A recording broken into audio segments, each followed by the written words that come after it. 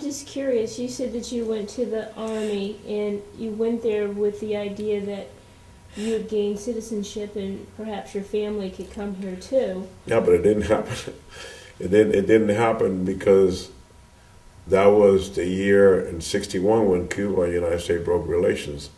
So nothing could happen.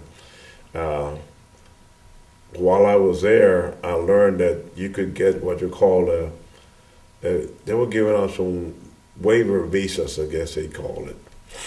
And I went to the State Department and I said, accused me in '62. I said, well, I've been in the Army. They wonder, you've been in the Army? How come? So, but it's too late. I already had been. It was too late, and it was good. And in essence, that I was a baseball player, because I didn't get to go overseas. Thank God, and to the prayers of everybody in my family. Because of baseball, I was taken off of orders, and I guess I used a little leverage of being a baseball player to my advantage, because I was going to get sent to a place called Weiflingen, Germany. I had gone on leave to Washington. That's just funny. I go on leave to Washington and to be with my relatives and some of my friends that I had met. And was in my Army uniform, and I said, you guys, I'm going to go to Germany to play ball. And the guy said, to Germany? He said, where are you going? They're going to send you to a place called Weiflingen. So at this party, this guy comes up with a hand like this. He said, you going to Weiflingen? I said, yeah. He said, you see this hand? I said, why? She said, you're going to get frostbite because this is very cold in there, and that's not an area where you're going to play ball. That's so many kilometers from the Czech communist border. All you're going to be doing is just on guard all the time. I said, not me. So I called the guy from the Twins and said, I'm not going. Since I was labeled a major league prospect, so I said, I'm not going. If they're going to send me to Germany, I'm going to Cuba. I'm not going to go anyplace. Mm-hmm. Okay, so then they said, no, they pulled me off order. That's when so I stayed there, and I played ball for those years. But when I got out, I thought I could get my family over. Mm-hmm. Well, my father didn't want me to get out, come over, because he wanted me to get married to my lifetime sweetheart. And I said, which I did. Funny enough, we married by proxy. Was she still in Cuba? She's still in Cuba. So we married by proxy, meaning that my father signed the papers, for her to, through that. So that's why I tell her, I'm not married with you. My father's married with you. That's a joke that I use. But so that happened in '62, 65.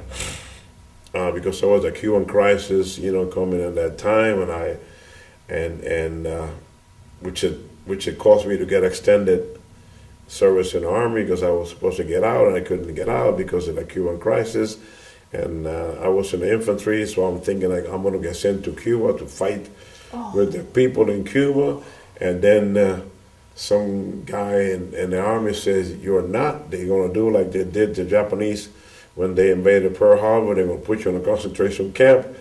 So I was just like, what's going to happen to me? Why did I sign those papers? That's all I can say. Why do I want to play, Audie Murphy, John Wayne, and, but it never did happen, so. Yeah, but that must have been terrifying to think you might have to go to Cuba to fight other Cubans. It was terrifying having to know that I would have to go to Cambodia, which I started in '61. That's when that conflict in Cambodia started. And then we had, for 3 months, I was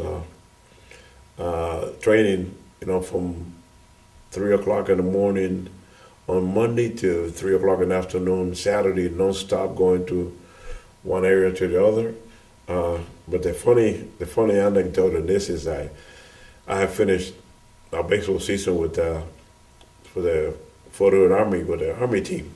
So I said, well, I'm going back to baseball because I want to get. So then we got extended. Like we got extended.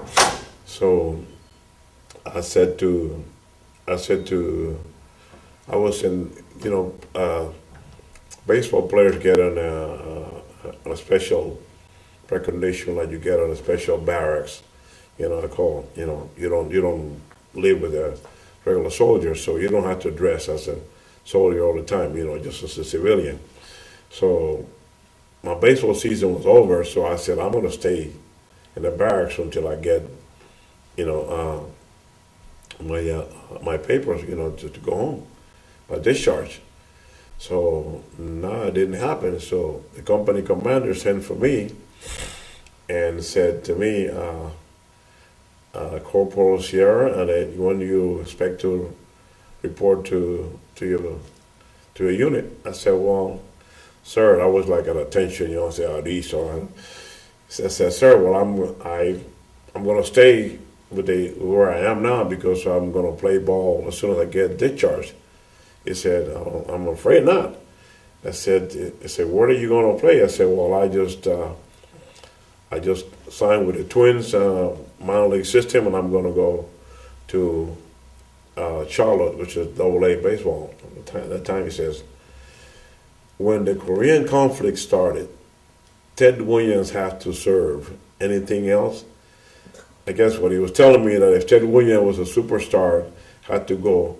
Me, that I was hardly nobody at that time, I had to do the same thing. So he says, 0500, bag and baggage, I want to see you for reveille. So I come in with my bag.